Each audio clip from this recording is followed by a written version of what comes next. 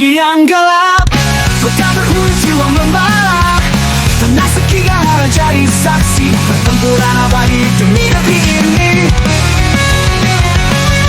Musuh datang dengan wajah berbisik, iblis keji ingin hancurkan harapan, tapi kami takkan tunduk pada hitam. Dengan keberanian hancurkan bayang-bayang.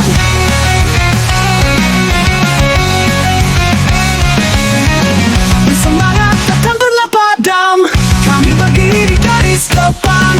Sekigara tempat kami bertahan, melawan iblis takkan pernah gentar. Di bawah langit merah membasuh bumi, suara kami bergema menuju abadi. Kemenangan menanti di ujung senja, dengan semangat tak terkalahkan jiwa.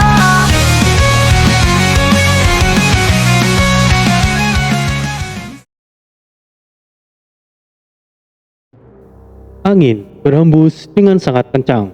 Bersamaan lajunya kedua sosok yang sangat cepat.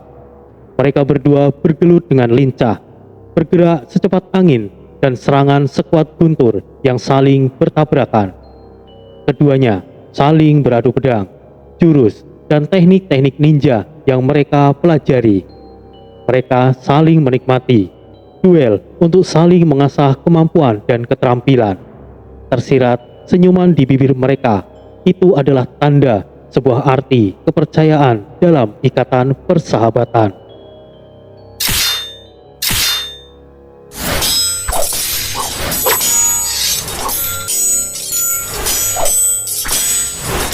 Lebih cepat lagi, Kotaro!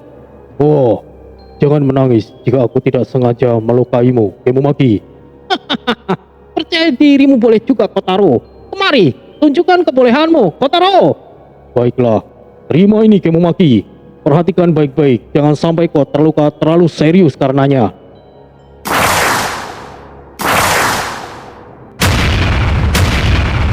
Keduanya saling mengimbangi dalam pergerakan, saling bertahan dan menyerang dalam adu keahlian pedang.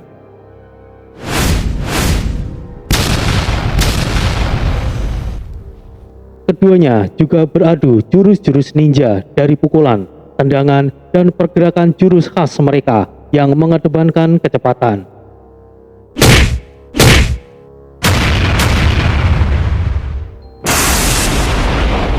Gelombang angin dan juga petir menjadi satu.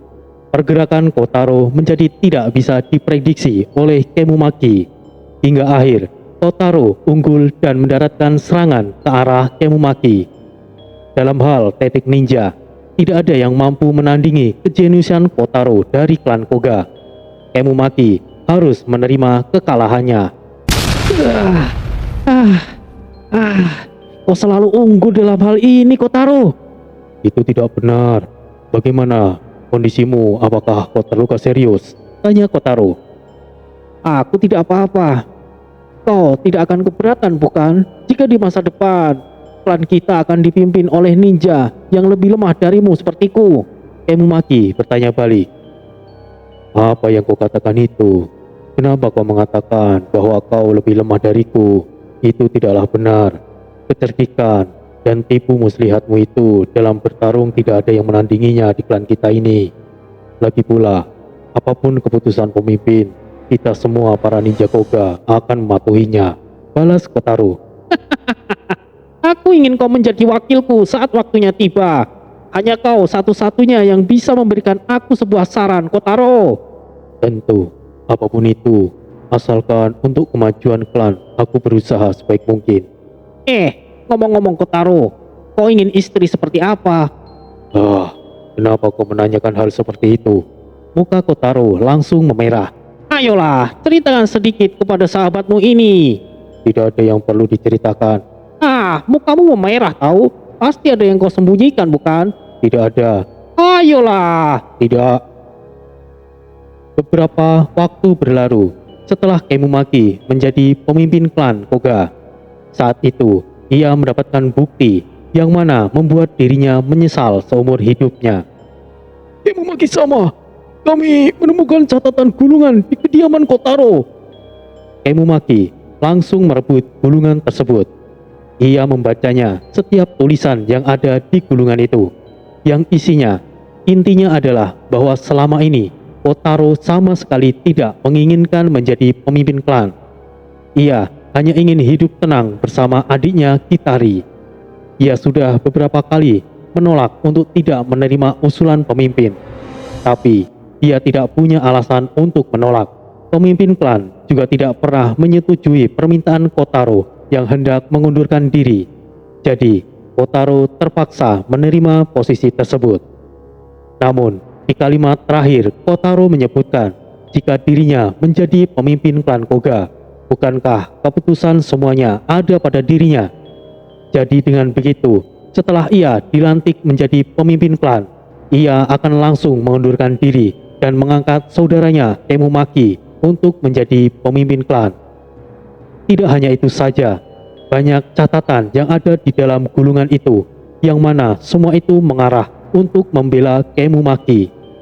Demi persahabatan mereka, Kotaro sadar akan lebih cocok Temumaki sebagai pemimpin klan daripada dirinya, dan masih banyak hal lainnya. Setelah mengetahui isi dari catatan itu, Temumaki langsung tertunduk lemas. Dia sungguh sangat menyesal dengan apa yang telah ia lakukan kepada sahabatnya tersebut. Segera ia perintahkan bawahannya untuk mencari keberadaan Kotaro. Namun semuanya sia-sia. Tidak ada yang pernah menemukan keberadaannya. Lalu, pada akhirnya, Kotaro sendiri mendatangi ke klan Koga untuk balas dendam.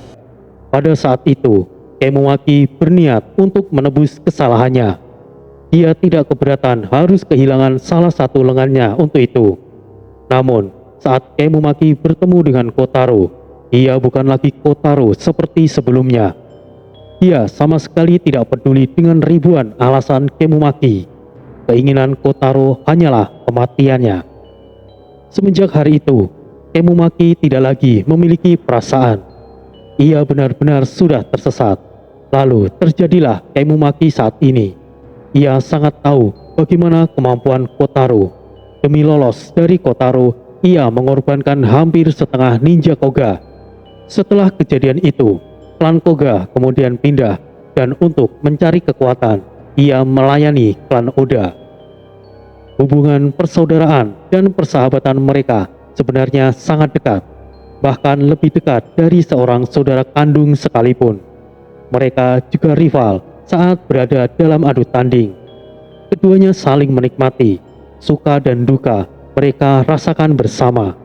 Hanya karena sedikit ego, kesalahpahaman, dan beda pandangan, ikatan mereka hancur hingga membuat situasi mereka menjadi seperti sekarang ini.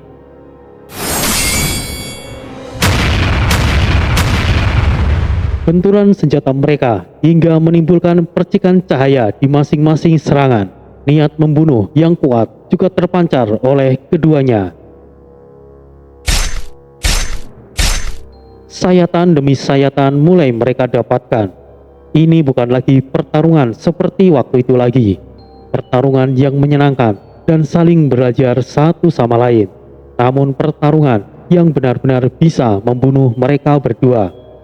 Kedua sahabat ini telah menjadi musuh abadi, yang mana salah satu di antara mereka harus mati.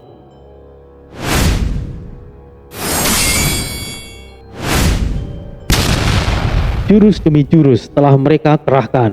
Mereka benar-benar imbang dan saling melakukan perlawanan. Kotaro, matilah untukku!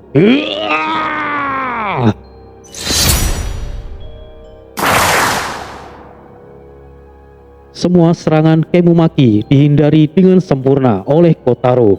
Satupun tidak ada yang masuk. Mungkin aku masih bisa memaafkanmu dengan apa yang telah kau lakukan kepadaku. Tapi dosa terbesarmu adalah melibatkan Kitari yang tidak tahu apa-apa. Kau harus mati, Temumaki! Niat membunuh Kotaro semakin besar.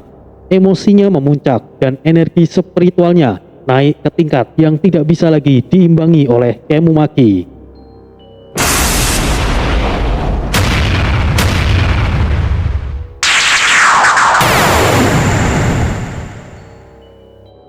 gelombang angin dan petir saling menyatu, menyelimuti energi spiritual Kotaro yang menjadikannya terasa sangat dingin dan tajam. Kemumaki dengan segenap kemampuannya bersiap untuk menghadapi teknik terkuat Kotaro. Jelas terlihat kepanikan dan keraguan di matanya. Pasalnya, teknik Kotaro jauh lebih dahsyat dan mengerikan dibanding dahulu.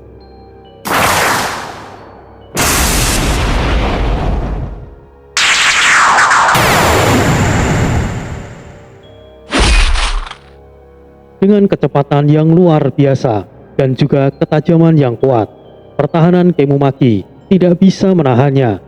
Terlihat jelas luka yang menganga membentuk huruf X di bagian dadanya. Kemumaki tumbang. Para bawahan dan juga aliansi di bawahnya mulai ketar-ketir. Kemumaki yang menjadi kunci untuk kesuksesan misi mereka dikalahkan. Tanpa adanya dukungan darinya, para klan ninja yang menjadi aliansinya tidak akan memiliki kesempatan untuk meraih ambisi mereka. Kemu sama. Akemaru berteriak. Mereka bergegas untuk menuju ke arah Kemumaki bersama Mochizuki. Namun Ryuki dan Sakura dari klan Iga menghadang mereka. "Kalian ingin kemana? Lawan kalian adalah kami," ucap Ryuki. Akemaru dan Mochizuki tidak bisa membalasnya. Mereka hanya menatap ke arah musuhnya dengan tatapan amarah dan kebencian. Sementara itu, di sisi lainnya, hal aneh juga terjadi. Saat para ninja dari klan Nari berusaha untuk menyudutkan Takeru dan Matachi, tiba-tiba saja Jiraiya dan Kitsune melindungi mereka.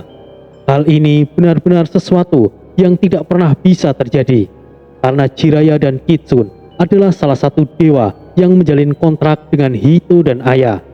Selain melindungi dan patuh terhadap mereka, Jiraiya dan Kitsune tidak akan pernah peduli dengan yang lainnya. Tapi dengan sendirinya mereka berusaha untuk melindungi Takeru dan Matachi. Itu artinya kedua anak ini memang bukan anak sembarangan. Itu sudah jelas, di mana sang dewa bumi Karasutengu mati-matian melindungi kedua bocah itu. Entahlah apa yang membuat Karasutengu dalam keadaan seperti itu. Ini semua akan berkaitan satu sama lainnya nantinya. Kemumaki terbujur kaku dan tergeletak di tanah. Semua mata yang melihat dengan jelas mengira Kemumaki telah mati. Tapi bukankah itu terlalu mudah? Kemumaki tidak akan mati hanya dengan luka seperti itu. Dia bisa saja lari dan menghindari serangan Kotaro seperti yang sudah-sudah yang pernah terjadi. Tapi kali ini Kemumaki tidak bisa melakukan hal tersebut. Selain ada banyak saksi yang melihat, ini juga menjadi ajang untuk memperlihatkan kemampuan baru Kemumaki.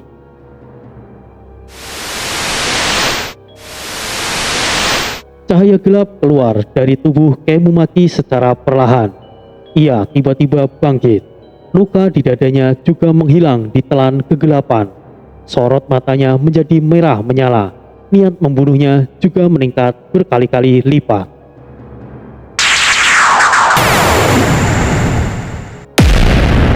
Energi kegelapan dengan cepat menyelimuti Kemumaki. Ini bukan lagi energi spiritual, tapi ini adalah energi iblis. Kemumaki benar-benar telah menjadi pengikut iblis. Namun, para bawahan dan juga para aliansinya kembali tenang. Meskipun mereka sebenarnya menyadari ada keanehan dengan Kemumaki, tapi mereka tidak peduli.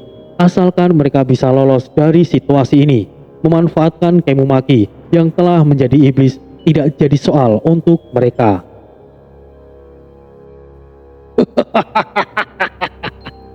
Benar-benar nyaman. Ayo, kita lanjutkan ronde keduanya. Kotaro! Ucap Kemumaki dengan suara yang timpang tindih, suara serak dan suara yang berat. Kau benar-benar telah dibutakan oleh iblis. Benar apa yang dikatakan ayahmu dulu. Kau hanya akan membawa kehancuran bagi klan Koga. Balas Kotaro. Kau bilang apa, Kotaro? semuanya telah berlalu. Apakah kau juga ingin mengungkit bagaimana caranya adikmu mati? Kotaro langsung tegang, pikirannya langsung membuncah dan emosinya kembali meninggi.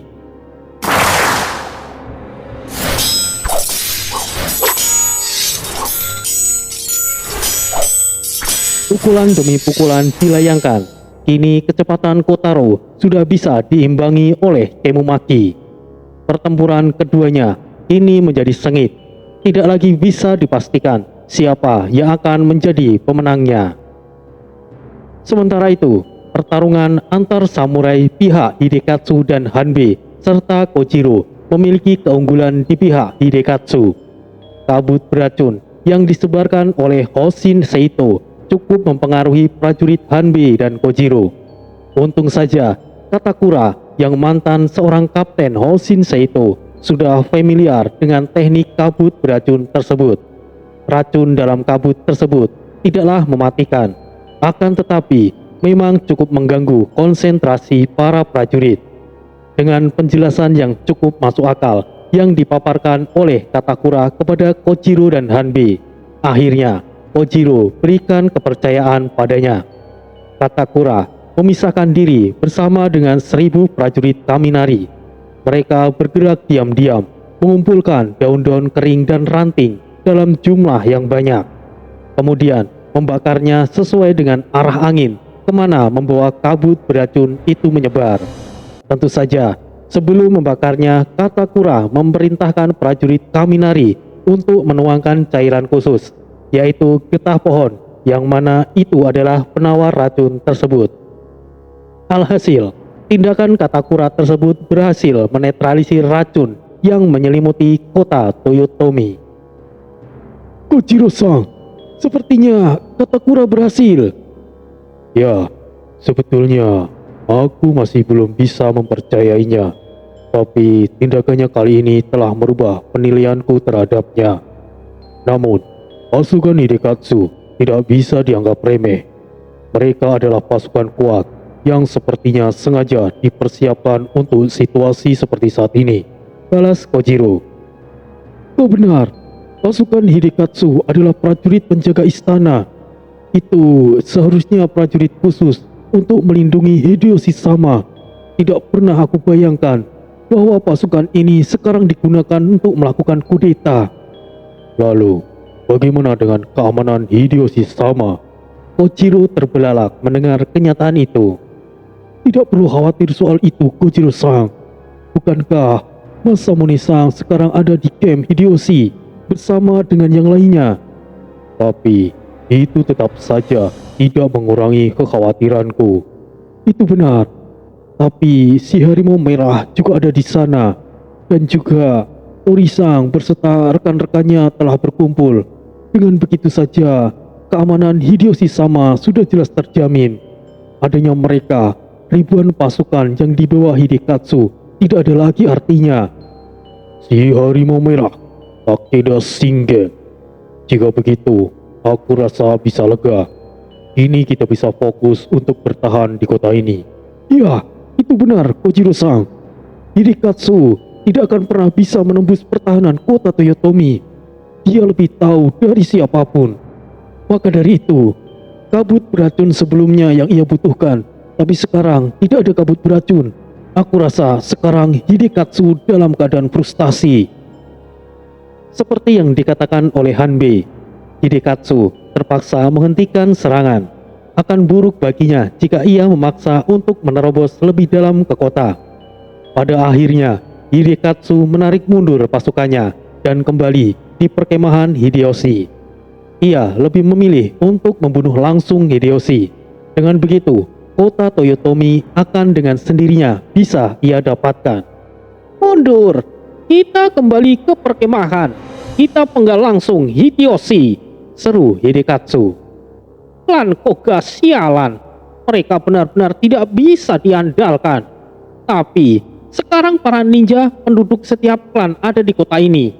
Ini adalah kesempatan bagiku untuk membunuh Hideyoshi. Tanpa adanya para ninja yang merepotkan itu, sekarang para pemimpin klan samurai itu hanyalah harimau ompong. batin Hidekatsu. Ia melesat pergi bersama dengan rombongan pasukannya. Hidekatsu sama sekali tidak tahu tentang kemampuan para pemimpin klan. Ia sendiri bahkan tidak mengetahui bahwa Hideyoshi sebenarnya adalah salah satu samurai hebat seperti Kenji. Gelarnya sebagai shogun bukan karena pengaruhnya, tetapi juga karena kemampuannya di atas rata-rata. Bodohnya Hidekatsu tidak mengetahui kebenaran itu. Ditambah lagi, perkemahan Hideyoshi saat ini adalah tempat paling berbahaya untuk dirinya. Tori dan rekannya juga ada di sana. Para pemimpin klan hebat seperti Tokugawa, Date, dan masih banyak lainnya. Jauh dari kota Toyotomi, kematian Otomo juga terdengar di salah satu klan ninja yang sudah lama menghilang. Ditambah kemunculan Kenji dan utusan Mifune yang mana sudah lama tidak didengar karena semua mengira dua nama Kenji dan Mifune telah lama mati. Klan ini disebut sebagai klan Hojoru, klan ninja putih yang pernah menjadi salah satu klan ninja terbesar di alam Sakura. Dipanggil sebagai klan ninja putih karena mereka memiliki julukan karena menggunakan pakaian yang putih. Sebagai seorang ninja, bukankah pakaian berwarna putih terlalu mencolok? Ya, itu benar. Tapi klan Hojoru ini mampu berkamuflase dengan sempurna dengan alam. Jadi pakaian mereka tidak berpengaruh dengan aksi mereka. Kakek, aku dengar Kotaro pergi bertarung sendirian. Apa itu benar? Kenapa kau diam saja dan tidak membantunya, kakek? Protes Ayame, seorang wanita dewasa yang sangat cantik. Itu benar. Jika aku tahu, aku pasti akan menemani Kotaro-san. Sahut bocah lelaki yang bernama Ranmaru, ninja kecil yang sangat berbakat. Hentikan kalian berdua. Apa yang kalian harapkan dari kakek tua yang lemah ini, ha? Balas Ujimasa.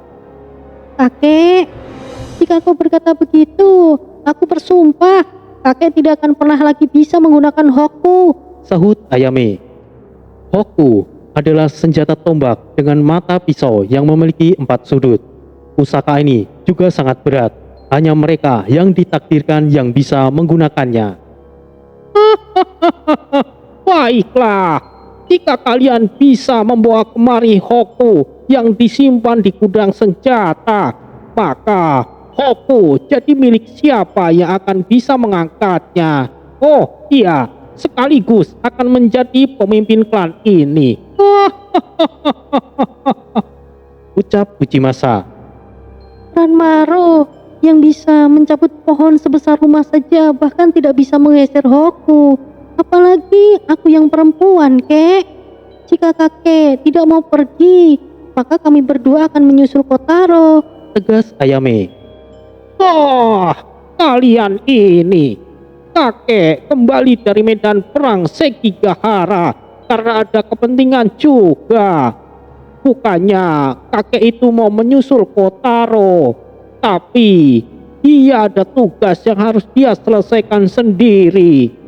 Jujur, kakek juga khawatir mengingat klan Koga saat ini adalah pendukung klan Oda. Kita akan menyusulnya, tapi kita tidak akan sendiri. Mari ikutlah denganku. Ucap Ujimasa. Ujimasa berjalan keluar. Ia memasuki sebuah hutan pribadi milik klan Hojo. Hutan yang masih rimbun dan sepertinya masih perawan yang belum dijamah oleh siapapun. Kita mau kemana, kek? Tanya Ranmaru. Diamlah dan ikuti saja kakek, Ranmaru. Terlihat pergerakan yang samar di atas kepala mereka, saling melompat ke sana kemari dari tiap ranting pohon ke ranting lainnya, seakan mengikuti pergerakan Ujimasa. Setelah beberapa saat, mereka tiba di sebuah bangunan bertingkat, seperti dojo pada umumnya, tapi cukup megah dan bersih. Di sekitarnya juga terlihat rapi dan bersih. Ayame dan Ranmaru terkejut bahwa klan Hojo memiliki istana lain di dalam hutan. Ini apa, kek? Tanya Ayame. disinilah klan Hojoru, klan ninja putih berada. Terang Ujimasa. Wah, jadi klan Fuma bukan satu-satunya pendukung klan Hojo kita ya, Kek? Tanya Ranmaru. Tapi kok di sini sepi ya, Kek? Ayame penasaran. Kata-katamu kurang tepat, Ranmaru. Tapi mendekati benar. Kau harus melihatnya sendiri, Ayame. Ujimasa memanggil para ninja dengan caranya sendiri. Tiba-tiba,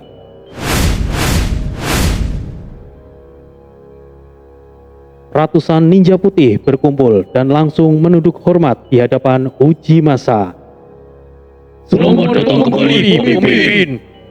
Ucap mereka serentak. Pemimpin, kenapa para ninja ini memanggil Ujimasa, kepala klan Samurai Hojo, sebagai pemimpin?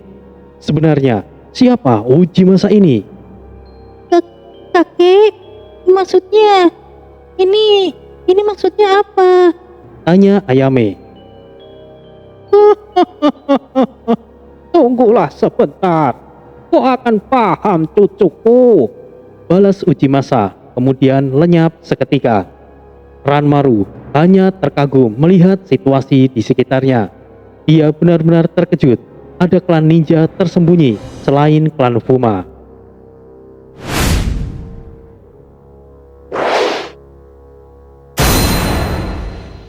Ujimasa Hojo tiba dengan pakaian khas ninja dengan warna putih. Ia juga menggunakan ikat kepala seperti halnya ninja dengan ukiran nama Hojo dengan kanji Jepang. Ujimasa juga membawa Hoku atau dengan nama lain tombak 4 elemen di lengan kanannya. Ya, klan Hojo dan klan Hojoru adalah sama. Ujimasa adalah sosok samurai dan juga seorang ninja. Tidak ada yang lebih ahli dari Ujimasa tentang pengetahuan soal dunia ninja dan juga samurai. Ujimasa sudah lama telah menutup klan Hojoru dan banyak yang mengira bahwa ninja putih Hojoru telah punah. Tapi karena kabar soal Kenji dan Mifune telah muncul dan menyatakan mereka masih hidup, kini Ujimasa kembali membuka klan Hojoru. Saatnya ninja putih kembali beraksi. Jadi selama ini klan Hojo. Ayah menghentikan ucapannya. Wah, ini keren. Ini keren sekali, Kek. Ranmaru matanya berbinar-binar. Sekarang kalian pakailah baju ini. Ujimasa memberikan 2 baju putih ninja untuk kedua cucunya.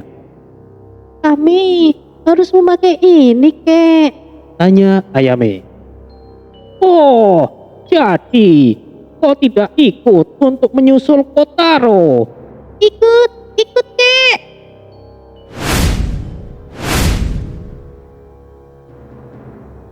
Kedua cucu Ujimasa langsung melesat pergi, dan dalam sekejap mata mereka sudah berganti pakaian. Bagus, kalian terlihat hebat sekarang. Sekarang, ayo saatnya kita pergi. Yuhu, ini menyenangkan. Ternyata baju ini sangat ringan, seperti tidak menggunakan apa-apa. Ucap Ranmaru senang. Itu karena baju ini juga merupakan pusaka keluarga Hojo kita. Masih banyak hal yang harus kau pelajari ke depannya, Ranmaru. Yos, aku menantikannya, Kek. Mereka akhirnya bergerak menyusul Kotaro. Bagi Ujimasa, Kotaro sudah seperti anaknya sendiri.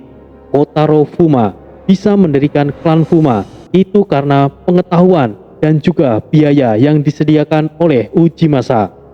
Ia tidak berniat mengajak Kotaro untuk bergabung dalam klan Hojoru karena Kotaro memiliki dendam. Itu karena klan Hojoru seperti pakaian mereka. Mereka adalah ninja yang menjunjung tinggi keadilan dan kebenaran, dan juga satu-satunya ninja yang memiliki jalan yang lurus. Setelah sekian lama menghilang, akhirnya ninja putih akhirnya muncul kembali. Sepertinya perang Sekigahara kali ini menjadi perang penentuan, perang akhir yang menentukan nasib alam Sakura.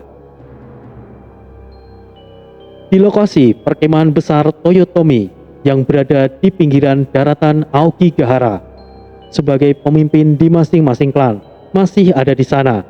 Rata-rata mereka menyadari bahwa Hideyoshi dalam bahaya, atau mungkin juga salah satunya adalah musuh dalam selimut. Di perkemahan khusus di kediaman Daimyo. Des, apa kita hanya akan berdiam diri di sini hingga menunggu perang selanjutnya tiba? Tanya Desta. Benar, aku mulai bosan. Jaka menambahkan. Untuk saat ini kita berdua termasuk tokoh penting dan juga memiliki jabatan untuk menggerakkan ribuan prajurit. Selain perang berlangsung, di mana kita harus turun tangan sendiri. Untuk saat ini, kita tidak bisa bertindak sembarangan. Tindakan kita akan mempengaruhi rencana dan juga persiapan yang dilakukan oleh pasukan aliansi. Memang tugas berjaga itu membosankan, tapi setidaknya kita bukan seperti para prajurit penjaga gerbang, balas Tori. Maksudnya bagaimana, Des? Desta menggaruk kepalanya yang tidak gatal itu, pertanda dia tidak memahami apa yang dikatakan oleh Tori.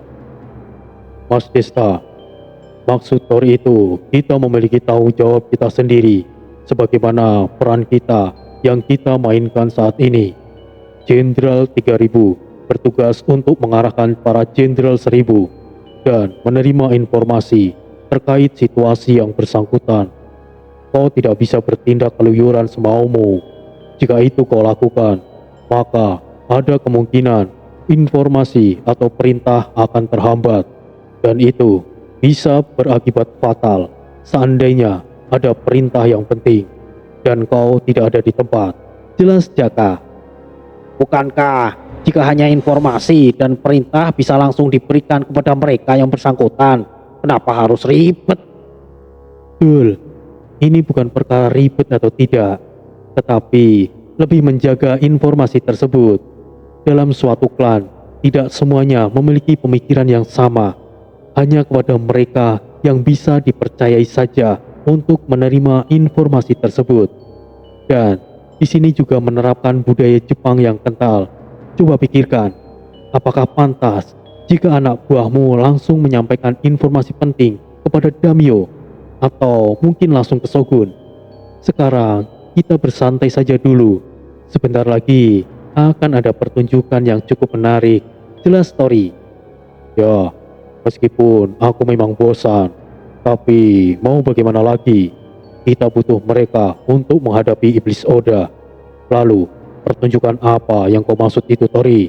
Tanya Jaka. Nanti kalian juga akan tahu sebentar lagi, balas Tori. Sementara itu, duel antara Kotaro dan Kemumaki masih berlangsung dengan imbang dan semakin sengit. Kemumaki sudah berada di level yang lebih tinggi, namun bukan berarti itu di atas Kotaro. Para ninja yang melihat pertarungan mereka cukup tercengang dan sama sekali tidak menyangka dengan cara bertarung Kemumaki yang sangat cepat dan mematikan. Ia seperti iblis yang haus darah. Namun Kotaro begitu lincah menghindari dan langsung menyambar musuhnya. Para ninja Fuma sangat gembira melihat tuan yang brutal dalam pertarungan dan hebat. Setiap goresan luka yang mereka dapatkan itu menambah niat membunuh mereka semakin tinggi, dan semakin cepat mereka melakukan serangan. Hanzo dan Sasuke terbelalak menyaksikan pertarungan mengerikan itu. Sebagai sesama ninja, mereka tahu bahwa pertarungan yang mereka lihat itu adalah pertarungan yang tidak bisa dilakukan oleh kebanyakan shinobi. Para anggota Shira sama sekali tidak bergerak. Tugas mereka hanyalah melindungi Hito dan Aya. Tapi Shira mewaspadai para anggota Hoshin Seito yang mana bisa kapan saja menyerang menunggu musuh lengah. Aya sungguh merepotkan. Ia belum terbiasa atas kehilangan Otomo. Ia sama sekali tidak bisa membaca situasi saat itu. Aya terlalu tenggelam ke dalam kesedihannya hingga kemampuannya menurun drastis. Bukan tanpa sebab, karena setiap kemampuan yang Aya gunakan dan gagal untuk menolong seseorang, Aya akan berada dalam kondisi pasif. Kemampuannya tidak bisa digunakan sementara waktu. Kitsun, jangan jauh-jauh dari Ayah. Tetaplah berada di dekatnya. Jiraya sama. Hentikan ocehanmu itu. Mereka melindungi tuannya yang sebenarnya. Kalian ini hanyalah menjalin kontrak. Tentu saja mereka tidak akan mendengarkanmu. Sahut Sire memotong ucapan Hito. Maksudnya tuan mereka? Apakah kedua bocah itu adalah Tuan Jiraya dan Kitsun? Hito kebingungan. Mungkin saja. Siapa yang tahu? Kau bisa menanyakan sendiri nanti pada mereka. Jawaban Sire tidak membuat Hito puas. Ia sungguh penasaran. Bagaimana bisa pendamping mereka pergi begitu saja dan melindungi orang lain? Sementara itu, Torubi dan Rikimaru masih sama-sama menakar kekuatan. Keduanya saling berhati-hati dan tidak gegabah. Torubi tahu Rikimaru bukanlah ninja sembarangan. Hawa kematian yang dimunculkan oleh lelaki itu cukup pekat. Ditambah lagi, pedang pusaka berwarna hijau di tangannya itu memiliki kekuatan yang tidak bisa diremehkan. Selain mengandung racun yang mematikan, tebasan Rikimaru juga tidak bisa diabaikan. Torubi tidak akan menang jika ia mengandalkan kekuatan fisiknya saja. Apa boleh buat, ia harus menggunakan kekuatan sejatinya dalam dosis kecil. Karena jika berlebihan, itu akan membahayakan Torubi sendiri. Cahaya biru tipis mulai terpancar di pedang Torubi. Cukup untuk mengimbangi kekuatan dari pedang hijau Rikimaru, pikirnya. Selebihnya, ia hanya butuh momen yang paling tepat untuk membabat musuhnya itu. Akan tetapi, Torubi sudah tidak tahan lagi bertarung dalam diam. Sendari tadi, ia belum bisa menemukan celah dari Rikimaru. Semakin lama, justru ia semakin tertekan jika terus beradu mata dengannya dan hanya sedikit pergerakan. Torubi melompat ke udara. Lompatannya cukup tinggi dan jauh, pedangnya teracung ke atas. Pada saat yang tepat, ia mengarahkan seluruh kekuatannya untuk menebaskan pedangnya ke arah Rikimaru. Rikimaru hanya tersenyum penuh kemenangan, seperti dugaannya bahwa Torubi adalah orang yang tidak sabaran. Torubi tidak menyangka begitu pandangannya telah terbebaskan, ia menyapu angin. Pedangnya membentur permukaan tanah dan menciptakan ledakan yang cukup kuat. Debu-debu berterbangan menutupi pandangan. Torubi celingukan mencari keberadaan Rikimaru yang menghilang entah kemana. Torubi sangat heran. Seharusnya Rikimaru akan segera mengeluarkan racunnya. Tapi ia sama sekali tidak ingat bahwa Rikimaru bisa mengeluarkan racun tanpa warna dan bau. Torubi langsung terjatuh dan memegangi dadanya. Sial, aku lupa bahwa Riki. Batin Torubi. Maafkan aku, Torubi. Mungkin aku tidak akan melakukan ini jika kau tidak berkomplot dengan klan Koga. Tapi aku sudah tidak menganggapmu sebagai teman lagi. Selamat tinggal. Rikimaru ternyata telah ada di belakangnya. Ia mengayunkan pedangnya hingga membelah tubuh Torubi yang tinggi besar dan terlindungi oleh baju tempur itu. Kini, pertikaian antara mereka telah berakhir dan tindakan Rikimaru telah menyelesaikan aib yang dimiliki klan Sarutobi atas apa yang pernah dilakukan Torubi di masa lalu. Ya, Torubi awalnya adalah ninja dari klan Sarutobi. Pengkhianatannya sudah sepantasnya untuk dihukum mati. Lagi pula, sudah tidak sedikit juga murid klan Sarutobi yang mati di tangannya saat misi penangkapan dirinya. Sementara itu, Katakura telah membunuh lebih dari puluhan samurai yang mencoba untuk lari.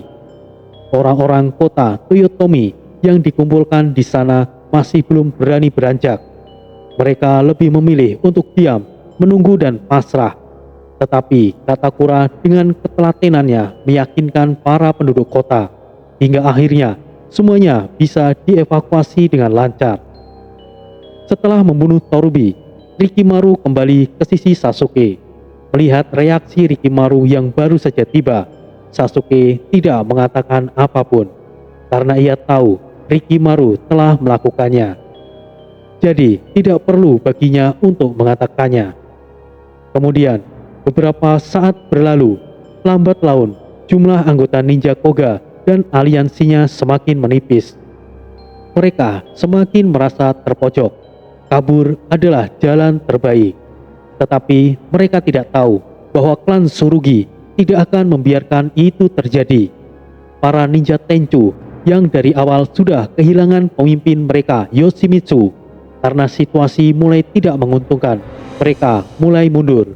Namun Banzai tidak tinggal diam begitu saja. Bersama seluruh ninja Tsurugi yang diliputi amarah, para ninja Tenchu dibantai habis. Lari! Jangan harap! Bunuh semuanya! Perintah Banzai.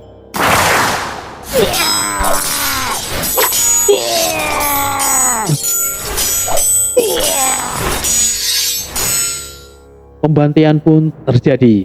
Benar-benar tidak ada satupun ninja Tenchu yang tersisa. Semuanya mati dengan kondisi yang sangat mengenaskan.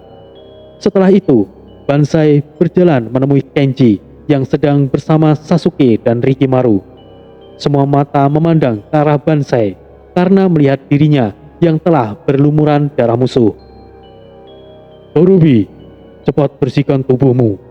Kau menjadi pusat perhatian. Apa kau akan nyaman dengan kondisi seperti itu? Kata Kenji. Kenji-san, klan Nari juga harus musnah. Aku tidak bisa tenang sebelum membunuh semua orang yang terlibat atas kematian Otomo-sama. Balas Banzai. Ya sudah, terserah kau saja, Banzai. Balas Kenji. Sasuke-sama. Pergilah jika itu yang kau inginkan, Rikimaru. Terima kasih, Sasuke-sama. Hei, izinkan aku ikut dengan kalian. Aku juga memiliki urusan dengan klan Nari. Aku Rikimaru. Oh, dengan senang hati. Aku Banzai. Senang kenal denganmu. Kalau begitu, mari kita pergi. Rikimaru dan Banzai pergi bersama, diikuti anggota ninja Tsurugi lainnya. Kini mereka menyasar rombongan ninja klan Nari yang telah mengepung Takeru dan Matachi. Paman monyet, terima kasih telah membantu kami, kata Matachi. Sudah seharusnya kami lakukan. Tenang saja, kami akan melindungi kalian. Aku Jiraiya. Terima kasih juga bibi yang cantik, Matachi melanjutkan. Kitsune yang selalu bersikap dingin itu bahkan kepada ayah, ia tersenyum ramah kepada Matachi. Sebenarnya kami bisa mengurusnya sendiri, tapi ya sudahlah, kami terima bantuan kalian, ucap Takeru.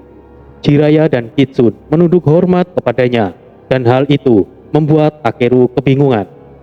Takeru dan Matachi sama sekali tidak tahu siapa sebenarnya mereka. Tapi yang jelas, mereka adalah salah satu dewa tertinggi, atau mungkin anak dari seorang dewa tertinggi. Hal itu diketahui saat itu Karasutengo yang juga salah satu dewa tertinggi mati-matian melindungi mereka berdua. Itu menandakan bahwa Takeru dan Matachi kemungkinan besarnya adalah anak seorang dewa.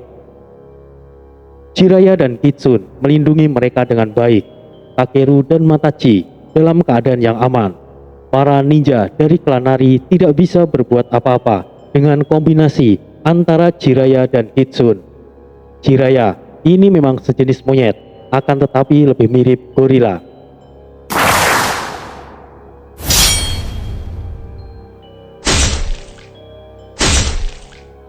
Para ninja dari klan Nari tiba-tiba berjatuhan setelah sekelebat bayangan melesat melewati mereka.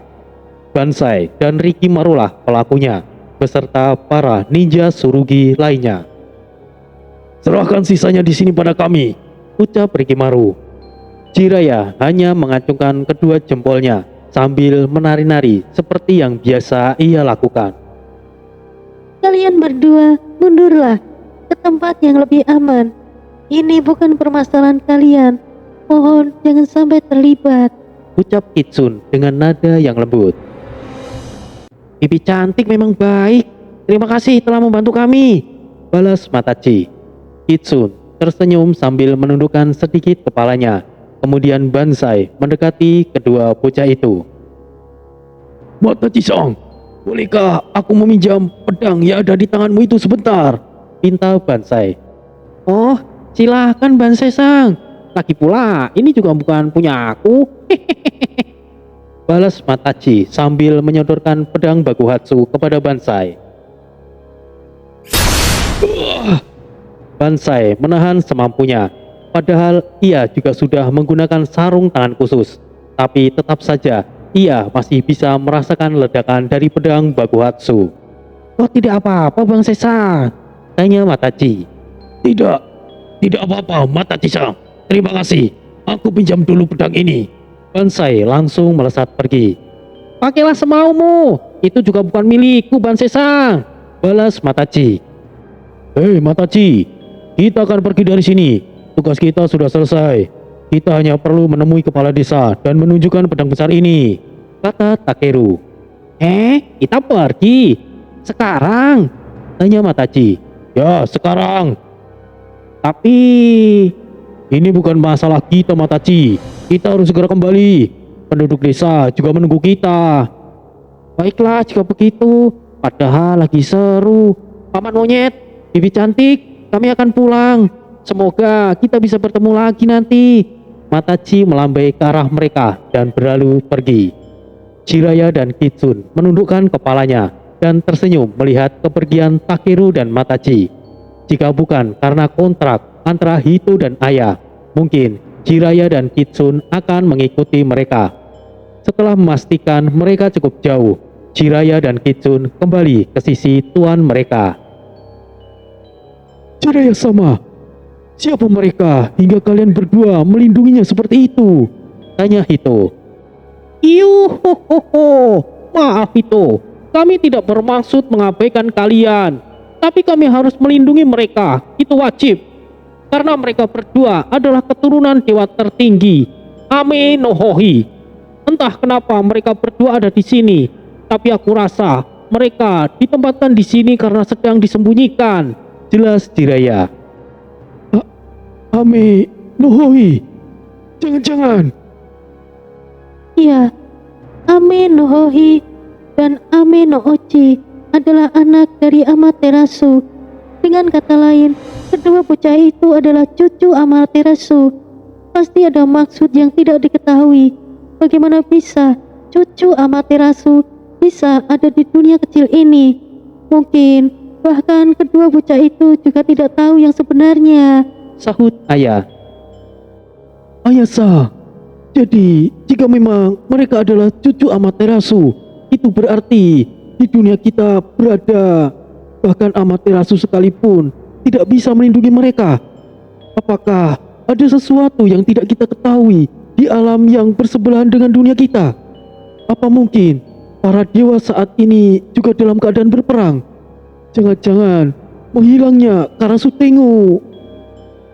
Besar kemungkinan apa yang kau katakan benar, Hito-san. Tapi kita tidak tahu bagaimana faktanya. Kita harus segera mendapatkan jawabannya. Kita tidak bisa terlalu lama berada di alam ini, Hito-san. Ayah-chan, untuk saat ini ikutlah denganku. Desta-san dan lainnya saat ini sedang berkumpul di perkemahan Hideyoshi-sama. Iya, masalah ini juga aku harus menyampaikan kepada Hideyoshi-sama. Aku harus menyampaikannya mewakili Otomo-sama. Hito mengangguk dan menatap. Jika memang harus pergi dari alam Sakura, mereka harus menyelesaikan pekerjaan mereka. Sementara itu pertarungan antara Kotaro dan Kemumaki masih berlangsung. Keduanya masih saling mengimbangi. Namun Kemumaki tidak pernah berpikir untuk bertarung secara adil.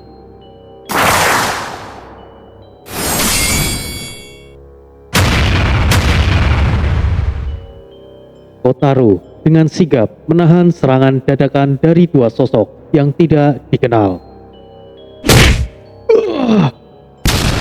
Tendangan keras Kemumaki mendarat tepat di dada Kotaro. Ia langsung terjungkal dan terkapar di tanah. Yo, Kemumaki, haruskah kau melakukannya sejauh ini? Ucap salah satu ninja yang menyerang Kotaro, Tengen dari klan Myojin. Jangan begitu, Tengen. Kotaro bukan lawan yang mudah. Baginya, Kotaro adalah momok yang menakutkan buatnya. Sahut Kamakiri, kepala klan Kujaku. Diam! Kenapa kalian baru datang sekarang? Balas Kemumaki marah. Kami datang sudah sangat cepat, kau tahu. Kami juga memiliki misi kami sendiri. Karena perintah dadakan, kami harus menghentikan misi kami dan datang kemari. Jelas Tengen. Dan satu lagi Kemumaki, kami datang bukan karena perintah darimu. Jadi berhentilah bersikap, kaulah yang memimpin sekarang. Sahut Kamakiri. Cukup, hentikan omong kosongmu yang bisa menimbulkan perpecahan, Kamakiri. Kita di pihak yang sama. Mari kita bereskan Kotaro terlebih dahulu. Kau tidak keberatan jika kami bantu, bukan, Kemumaki? Terserah kalian. Balas Kemumaki. Kotaro sama. Para anggota klan Fuma berdatangan untuk melindungi pemimpin mereka. Aku baik-baik saja. Kalian minggirlah. Mereka bukan lawan yang bisa kalian hadapi. Balas Kotaro. Tapi Kotaro sama. Dua sosok lain datang. Yo, dengarkan apa kata pemimpin kalian. Mereka memang bukan tandingan kalian. Ada kami di sini. Apa yang harus dikhawatirkan? Sasuke meyakinkan mereka sambil memainkan senjata cakram miliknya. Maaf Kotaro-san, kali ini bukan lagi duel 1 lawan 1. Kesampingkan dendammu dan biarkan kami membantumu. Ucap Hanzo dengan suaranya yang serak dengan ciri khasnya. Aku mengerti. Terima kasih sudah bersedia untuk membantuku. Kita sekutu sekarang, jadi tidak perlu sungkan begitu. Sasuke menepuk pundak Kotaro dengan ucapan yang sok kenal itu. Tapi kini adanya Hanzo dan Sasuke berada di sisi Kotaro. Pihak Kemumaki tidak akan bisa mudah menyingkirkan Kotaro. Sementara itu, Hito dan Ayah pergi menuju perkemahan Toyotomi di daratan Aokigahara. Dengan pengawalan anggota Shira, tidak ada yang berani untuk menghalanginya. Sire, kawal mereka dengan selamat. Pastikan mereka sampai di tujuan. Ucap Shira. Apa yang hendak kakak lakukan? Tanya Sire. Aku hanya ingin memastikan situasi di sini. Aku akan tetap di sini. Baiklah jika begitu, kami pergi dulu. Shira tahu bahwa perintahnya hanyalah untuk menjaga Hito dan Ayah tetap aman. Namun Shira juga pemikirannya sendiri. Cara bagaimana ia melindungi majikannya dan memastikan bahwa masalah yang ada di kota Toyotomi tersebut tidak merembet dan membahayakan Tori. Karena Shira juga tahu bahwa Tori juga ditargetkan. Kenji juga tidak bergerak. Ia terus mengawasi pimpinan Hoshin Seito jika tiba-tiba melakukan pergerakan. Sementara itu, Tetsu, pemimpin klan Bakuto, tidak terlihat jejaknya. Entah dia bersembunyi mencari kesempatan untuk menyerang atau sudah melarikan diri. Tapi para ninja Bakuto masih ada di sana dan sedang bertarung bersama klan Koga. Narimoru sendiri sudah tidak berdaya. Butuh waktu lama baginya untuk pulih seperti sedia kala. Kini Torubi telah mati. Tidak ada lagi yang bisa menjamin keselamatannya.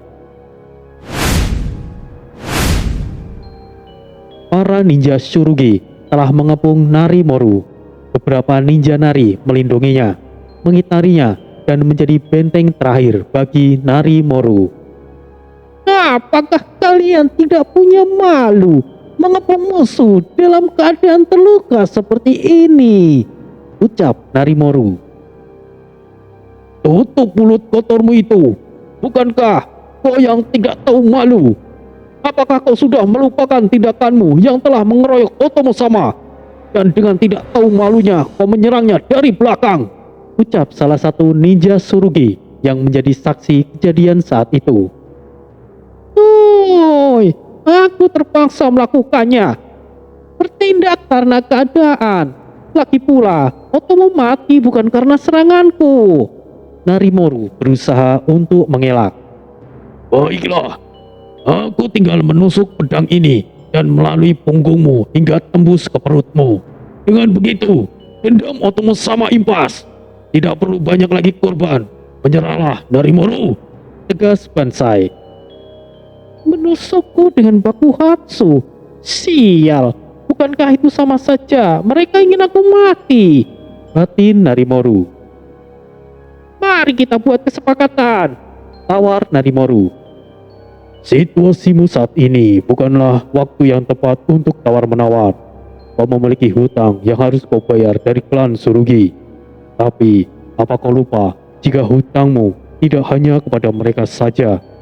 Kau adalah dalang dalam pembantaian para murid klan Sarutobi. Kau kira saat ini kau bisa lolos begitu saja?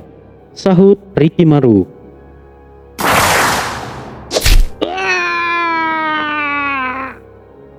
Beberapa ninja Tsurugi terkoyak saat rantai panjang itu menerjangnya. Setidaknya satu garis lurus di mana rantai itu lalui. Pasti ada korban. Lihat ini, kok begitu menyedihkan Narimoru, Ucap Tetsu. Oh, diamlah. Jika kau menolongku, akan aku pastikan kau mendapatkan untung yang banyak. Seharusnya mudah bagimu menyingkirkan mereka, bukan? Pinta Narimoru. Bagaimana jika aku menolak? Lalu, apa yang kau lakukan kemari? Aku kira malahan kau sudah lari sejak tadi. Lari. Klan Bakuto memang bukanlah ninja yang hebat, tapi kami bukanlah pengecut. Aku akan menolongmu, tapi dengan satu syarat. Serahkan Bakuhatsu kepada klan kami. Ah, jika kau bisa merebutnya dari mereka, maka bawa saja. Lagi pula, di seluruh klan Nari, tidak ada yang bisa menggunakannya selain aku. Sepakat. Sepertinya, Narimoru masih memiliki kesempatan untuk hidup lebih lama. Kemunculan Tetsu jelas membuat Rikimaru dan Bansai akan sangat kesulitan, meskipun mereka bekerja sama. Mau bagaimanapun, Tetsu adalah kepala klan Bakuto. Kemampuannya jelas di atas mereka berdua. Riki-san, hati-hati. Dia adalah Tetsu, kepala klan Bakuto. Senjatanya sangat ganas. Pedang biasa tidak akan bisa menahan serangannya. Bansai mengingatkan. Wah, aku tahu itu Bansai-san. Ini akan sangat merepotkan. Tapi kita tidak bisa mundur. Narimoru tidak boleh lolos. Ya, aku setuju. Mari kita bisa-bisaan. Dengar semuanya. Aku dan Riki-san akan menghadapi Tetsu. Kalian bunuh semua ninja Nari itu dan tangkap Narimoru. Tanpa banyak bicara, para ninja Tsurugi langsung bergerak setelah mendengar arahan dari Bansai. Kalian sangat percaya diri datang sendirian, Ucap Tetsu. Ninja Bakuto bermunculan. Semuanya menggunakan senjata rantai yang sama seperti Tetsu. Mereka adalah ninja elit dari klan Bakuto. Para ninja Tsurugi akhirnya tertahan. Kini situasinya menjadi terbalik. Semula, Narimoru yang terpojok karena didesak oleh Bansai dan Rikimaru.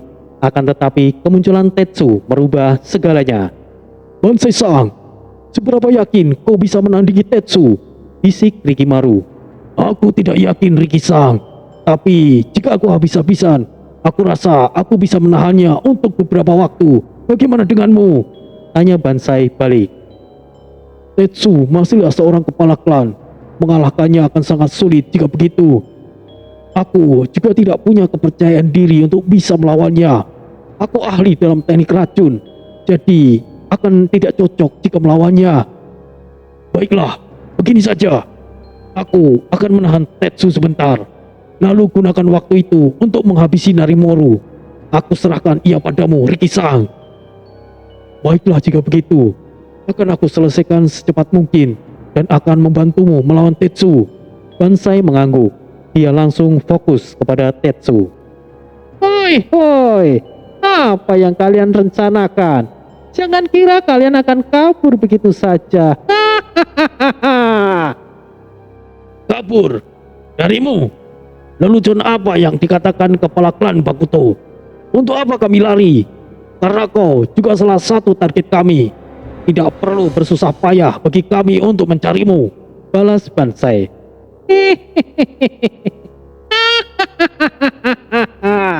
Kecunguk macam kalian menargetkan aku. Hebat, hebat. Ya. Kalau begitu, kemarilah.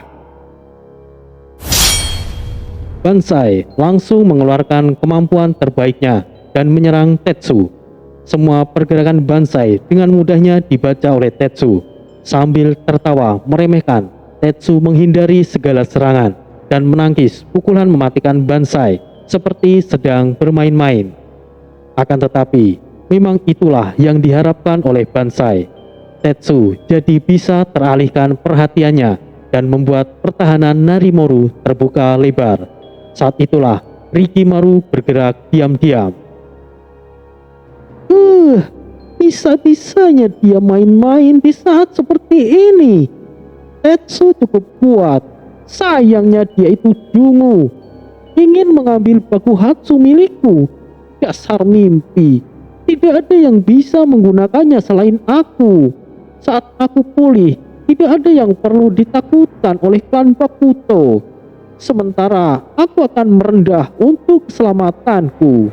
Batin Narimoru. Hoi, kalian, kemarilah. Suaraku hilang. Ada apa ini? Apakah aku terluka terlalu parah hingga kini suaraku mengecil dan hilang? Atau aku masuk dalam ilusi? Tapi tidak mungkin. Batin Narimoru. Narimoru, pemimpin klan Nari.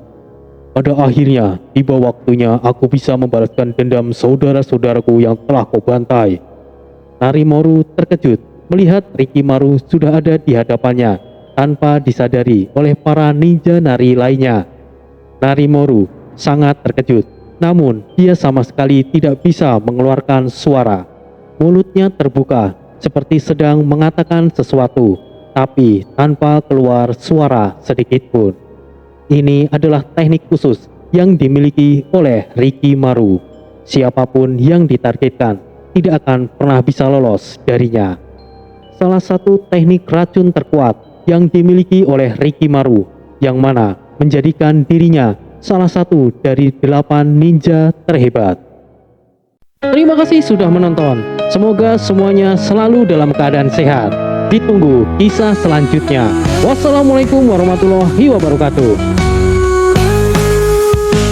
Lembah Sekigahara, bayang kelam membara, darah merah di tanah, berbaur tangis jiwa, samurai tanpa suara, di bawah langit luka, pedang terhunus, jiwa terbakar, harapan pun sirna, hancur hati di medan perang, melawan iblis dalam bayang.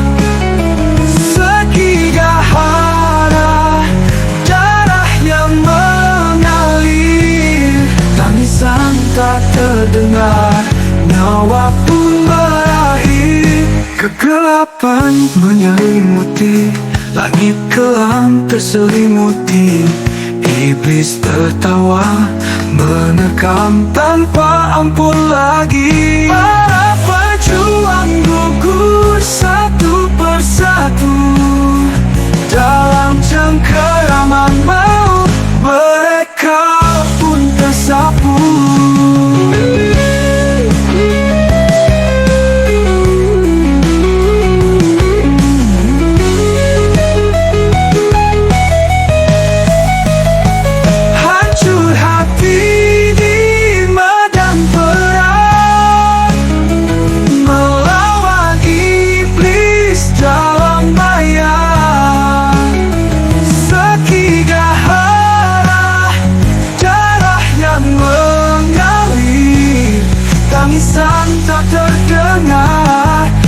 pun berakhir. Kawan dan lawan menyatu dalam sepi, di bawah bintang-bintang yang mati. Hanya kilatan pedang yang tersisa dalam kenangan yang tiada henti menyiksa. Hancur hati di medan perang, melawan iblis dalam bayang.